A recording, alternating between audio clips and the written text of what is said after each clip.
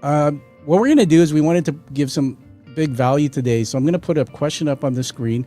This gentleman couldn't make it on the show live, but he sent it to us. So let's just put it up. I'm going to read it, Kyle, and then I'm going to let you talk to him. So here it is. Sounds great.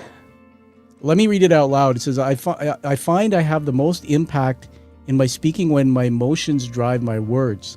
The problem is I cannot always summon this emotion. Is there a way I can trick my mind to be more emotionally involved when public speaking? Is it content dependent?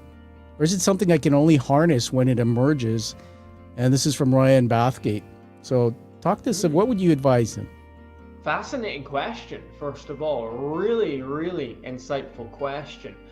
When it comes to showing emotion when you're speaking, the content does drive it massively. It's very hard for me to get emotional if I was delivering a presentation about fridges, because I just don't have. Oh, hey, hold on. I'm in a heat wave here. All I can think about now is my fridge and the cold beer that's in there. So you did it again. Sorry, Kyle. Keep going.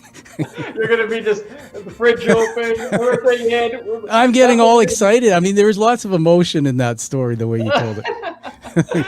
But I don't have like a big affinity. I mean, obviously I love food and everything, but the fridge itself, I don't have a great deal of personal built-up emotions about that.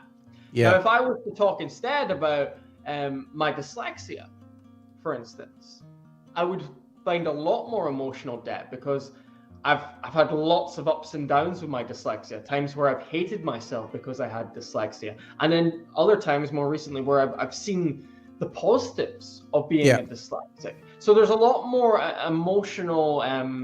What's the word I'm looking for here? I've been on more of an emotional journey with my dyslexia than my fridge, is what I'm saying. Good to know. So the content certainly does drive it. And I also think it's a case of actually, and it sounds a bit strange to say this, practicing the emotions.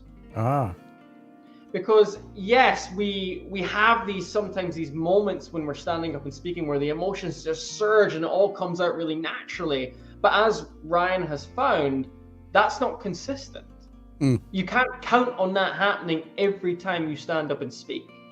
And this is why practice needs to come in. You need to practice delivering those key emotions that you're aiming for, whether it be joy and enthusiasm or sadness. You've got to practice how you convey that. And often when you use the body language and the vocal patterns which do portray that, the actual emotions get triggered inside you, because your physiology is changing your psychology, and that comes out when you present.